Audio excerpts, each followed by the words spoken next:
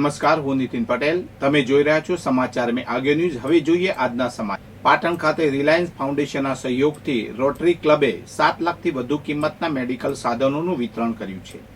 જિલ્લા વિકાસ અધિકારી CL પટેલની અધ્યક્ષતામાં રોટરી હોલ ખાતે આયોજિત કાર્યક્રમમાં vaccine carry bag, PP kit, gloves, ice pack સહિતની 400 કીટનું વિતરણ કરવામાં આવ્યું હતું. આ પ્રસંગે CDHO doctor Vishnubhai Patel, RCHO doctor Divyesh Patel અને સિવિલ હોસ્પિટલના વહીવટી અધિકારી ડોક્ટર હિમાંશુ દવે ઉપસ્થિત રહ્યા હતા. ગાંધીનગર જિલ્લાના ઇતિહાસમાં સૌથી મોટી ગાંજાની જપ્તી થઈ છે. ચિલોડા પોલીસે ચંદ્રાલા નાકા પોઈન્ટ પરથી રૂપિયા 2.37 કરોડની કિંમતનો 7.910 કિલોગ્રામ મેક્સિકન ગાંજો જપ્ત કર્યો છે. પોલીસે મુંબઈના દંપતી રાશિદ મોહમ્મદ શેખ અને શુભા રાશિદ શેખની ધરપકડ કરી છે. આ દંપતી મુંબઈના સિફા પેલેસમાં રહે છે. તેઓ BR ટ્રાવેલ્સની લક્ઝરી બસમાં સીટ નંબર 27-28 પર બેઠા હતા. ગાંધીનગર રેન્જ IG વિરેન્દ્ર યાદવ અને જિલ્લા પોલીસ વડા રવિ તેજા વાસમ શેઠીના માર્ગદર્શન હેઠળ વાહન ચેકિંગ ચાલી રહ્યું હતું. દહેગામ ડિવિઝનના ACP આયુષ જૈન અને ચિલોડા પોલીસ મથકના PI RR પરમારની ટીમે રાત્રે 11:30 વાગે આ કાર્યવાહી કરી હતી. તપાસમાં જાણવા મળ્યું છે કે દંપતી મુંબઈથી ફ્લાઇટમાં દિલ્હી ગયું હતું. ત્યાંથી ગાંજો લઈને બેંગ્લોર ડિલિવરી આપવા જઈ રહ્યા હતા. પોલીસને તેમની પાસેથી 2 ફ્લાઇટની ટિકિટો પણ મળી છે. સ્પેશિયલ ઓપરેશન ગ્રુપ આ કેસની વધુ તપાસ કરી રહ્યું છે. પોલીસ દંપતીની ઉડાણપૂર્વક પૂછપરછ કરી રહી છે અને આ કેસમાં ગાંજાની હેરાફેરીનું મોટું નેટવર્ક સામે આવવાની શક્યતા છે.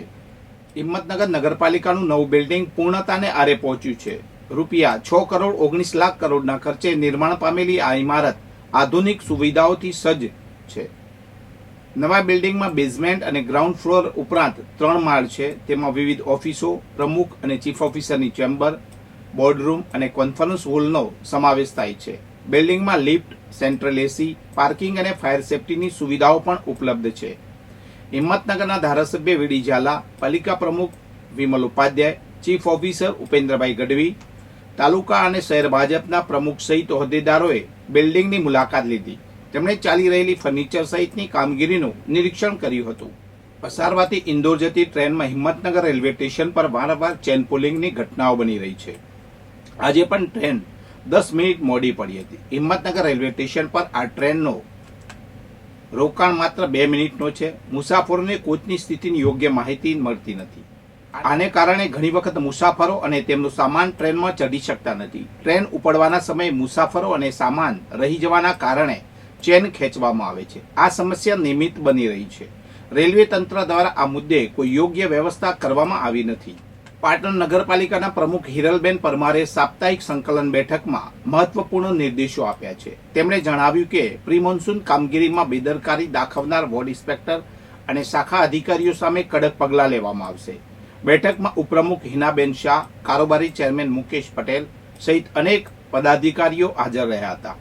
માખણીયા વિસ્તારમાં કચરાના સેગ્રિગેશનનું ટેન્ડર પ્રાદેશિક કચેરીમાં મોકલવામાં આવ્યું છે. જૂના કચરાના ટેન્ડરો RCMમાં મંજૂરી માટે મોકલાવ્યા છે અને શહેરના જર્જરિત મકાનોનો સર્વે કરી નોટિસ આપવાની સૂચના અપાઈ છે.